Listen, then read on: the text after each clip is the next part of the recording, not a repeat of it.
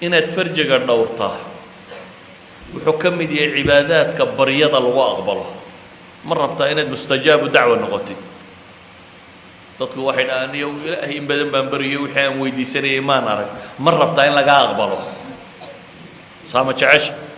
in baryadaadu cinda allaahi maqbuul ay noqoto albaabada alle ay kuu furan yihiin waxaa ka mid a waxyaabahay ku furmaan qofkoo wuxuu cunayana ilaaliya farjigiisana ilaashada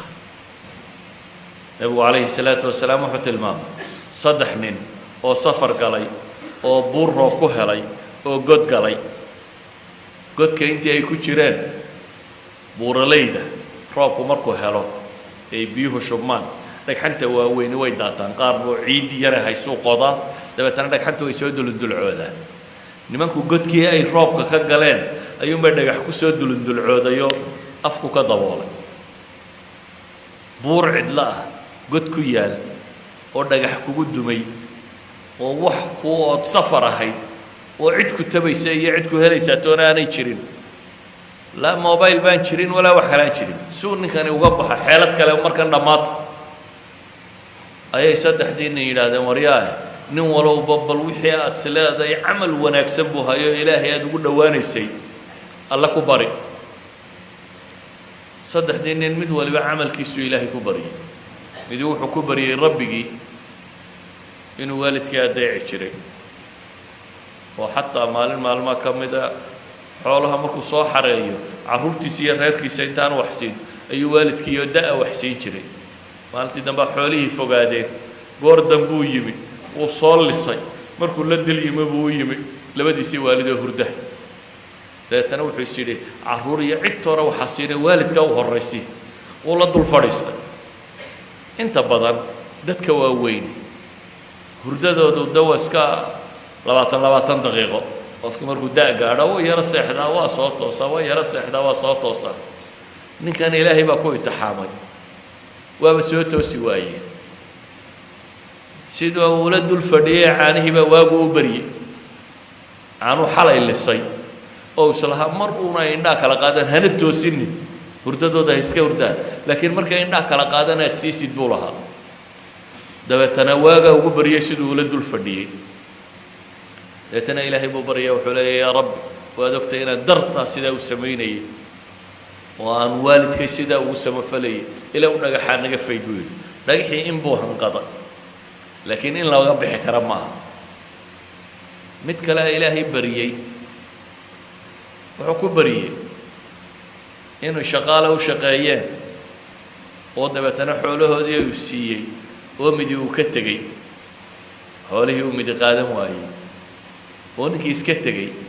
oo beri dambe uu soo noqday oo yidhi warriyo xoolahayga isii wixii aan kuugu shaqeeyey isii dabeetana xoolo buur dhan daaqaya ayuu yidhi aniga halkaa daaqayo dhan adaale ka hayso war igu cayaarinaya intii maalintayduuna shaqaystay intayduuna sii buu leeyahay wuxuu yidhi intaad shaqaysatay xoolihii aan rogrogayay ku biirtay dabeetana intaasay kuu goysay wixii aad ka tagtay wakaase ilaahu waad ogtay buu leeyahay ammaano daraaddeed ninkaa waxoogaaga yar ii dhiibtay wixiisii intaan u badiyey oo u rogrogay inaan adiga daraadda u siiyey waxaasoo adduuna ammaanu sheeganaya ilaahu naga fayd in kalea ilaahay ka faydi weli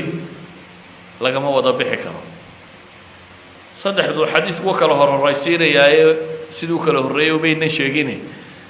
kanka saddexaad wuxuu sheeganayaa gabadh in adeertiiya oo uu jeclaaday inay jirtay dabeetana gabadhaa inuu isku dayay si kasta inuu ku helo way diidday gabadhii diidday oo abaari ku dhacday oo baahan baa u timi markaan abaar baa hayso waa baahatay dabeetana wuxuu yidhi sukay dhiib xoolana waan ku siinaya wuxuu u ballan qaaday inuu nuskiilo dahab u siiyey nuskiilo dahaba nuskiilo dahabi waa imisa de waa kuusu dhan oo lacaga waa xoolo aada u badan nuskiilo dahaba buu siiyey inay isu dhiibto gabadhii waa hanjabtay waa iska aqbashay laakiin haddana weli ilaahay bay xasuusantay baahina waxan way ku kaliftay iyadoo dahabkiina haysaba waxay ku tidhi waryaah war ilaahay ka boqo oo meeshaasi waxaan xalaal ahayn ha ku goyn ittaqi illaaha bay ku tidhi eraygaasaa madaxiisa galay ittaqi illaah war hooy ilaahay ka cabso ayay ku tidhi dabeetana maradiisu dib u xidha uu iskaga tegay dahabkiina wuu siiyey xumihiina waxaa ka kaxaysay in lagu yidhi maxay ittaqi illaah ilaahay ka cabso ilaahay buu baryey ilaahay camalkaasu ku baryaya ilaahu adiga daraadda inaan zinadaa uga tegay dabeetana ilaahay dhagixii uu ka fayday idan saddexdan nin mid ka mida ducadiisa waxaa lagu aqbalay maxay inuu farjigiisa dhowrtay